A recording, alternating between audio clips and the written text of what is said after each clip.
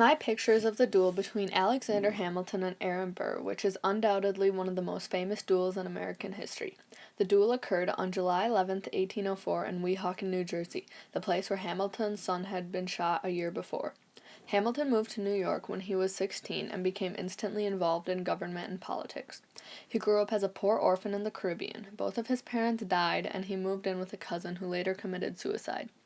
He worked hard as a child in order to rise up and become successful, but did not do as well as he had hoped. He then came to New York, where he would later become a hero and a scholar. Throughout his youth, he wished there would be a war because he wanted to either die on the battlefield in glory or survive and better his reputation as a brave and heroic man. After Hamilton moved to the United States, he became friends with a man named Aaron Burr, who would later become vice president to Thomas Jefferson during his first term.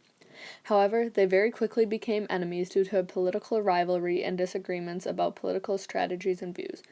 Burr's motto was "talk less, smile more." He believed that in order to be successful, one must not let anyone know what they are for or against.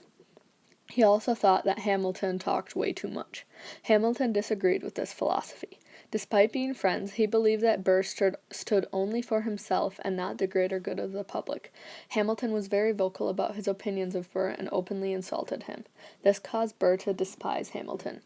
Burr also disliked Hamilton because he took Burr's place as assistant to George Washington and was an opponent in the race to be the third vice president of the United States. Burr dealt with his hatred towards his opponent for years, but eventually could put up with it no longer. He challenged Hamilton to travel across the Hudson to Weehawken, New Jersey, where they would have a duel. Some people believe that the outcome was intentional, and some believe it was not.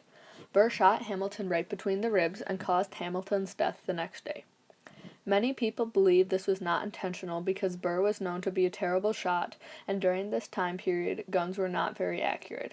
Regardless, Hamilton died and Burr became wanted for murder and partaken in the illegal act of dueling.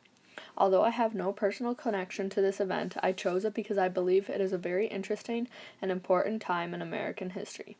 I believe that it is not talked about enough in school, and it should be taught in history classes. It is a critical event involving important people that helped shape our country into how it is in the modern day.